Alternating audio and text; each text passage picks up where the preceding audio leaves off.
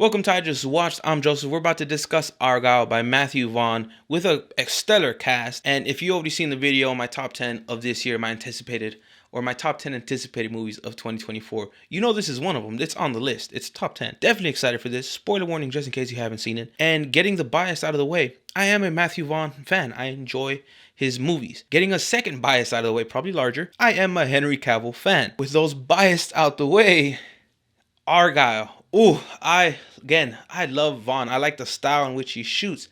Usually, I thought the story was decent, but the execution was so bad. It makes me so sad. This movie felt long. This movie had shots in it that someone clearly said, you know what would be cool if we did this specific shot. And then one, for example, is when they're in the hallway fighting for their lives, coming out of the army with the colorful smoke grenades and this dance to be shooting people. The idea on paper sounds cool. And when they probably executed it just how they had thought it out. But it didn't work for me. It didn't work for the movie. It felt annoying. It felt boring. It was over the top for no reason. In a movie that has humor, this just felt dumb. A second part, which was so much worse, was her oil skating scene. God, I'm tired of shitty CGI in movies, and from what I read, I understand it's not the creators, or it's not the editing side of it, it's not the effects teams, it's the fact that they're being overworked and underpaid and all kinds of bullshit on that side that affects them. I understand that. That's not the only issue about the shitty CGI that's throughout this movie, like terrible CGI that's throughout this movie. I'm also tired of this over-the-top CG fight scenes. Like, what happened to choreography? What happened to those fight scenes that are choreographed? And probably takes longer and it's more expensive, but it looks better. It feels good. This whole oil skating scene is this giant, ugly CG mess. I was like, what am I watching here? I love John Cena in movies. I think he does a decent job. He's funny. Dua Lipa. I'm a huge fan of Dua Lipa. Girl, I like her music. I said girl. I like her music. I think she bad as fuck. Bryce Dallas Howard, who is fine, a great director. I like her acting. Bryan Cranston. All these people are in it who kill it, who slaughter roles, like people I love. They were all just annoying. It was over the top unnecessarily. It felt like a giant joke of a movie. A spoof of a spoof that was trying to make itself serious while still doing spoofy shit. Which is probably a terrible way to describe it, but that's how it felt. A jumbled mess. So truly it saddens me. I mean, at the end, there's a small post-credit scene. So in her universe, in her world, she's writing these books, and it's about Henry Cavill, who's Argylle, this spy or whatever.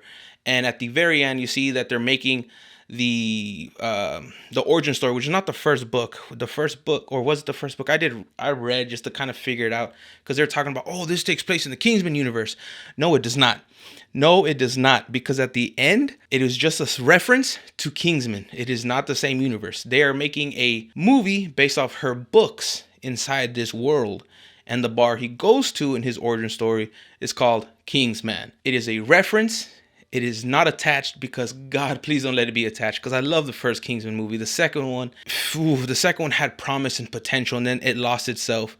This one felt like the second one, but way worse, where I dislike Thor Ragnarok. I think it's a goofy, stupid ass mess. Love and Thunder is what came from that, where there's parts of Kingsman 2 Golden Circle that I like, but it felt like a goofy ass mess.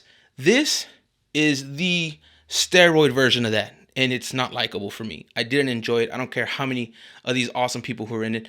Rockwell, which is funny because I feel like if you haven't seen it, check it out. It's called Mr. Right. He did great in that as this, dancey, goofy killer assassin.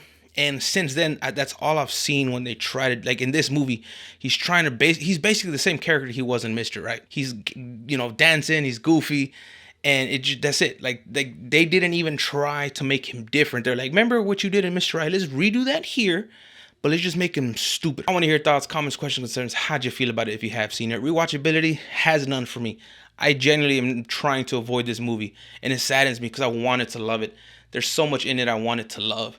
People in it I wanted to love. Like, it had everything going for it for me to be like, this movie's fantastic. It's the best thing I've ever seen in my life. And it failed on every single one of those boxes. Did you like it? If you've seen it, please tell me why, because I can't see it. If you agree, disagree, let me know. I love chatting with y'all. But until next time, stay safe, be well, y con mucho amor. Adios.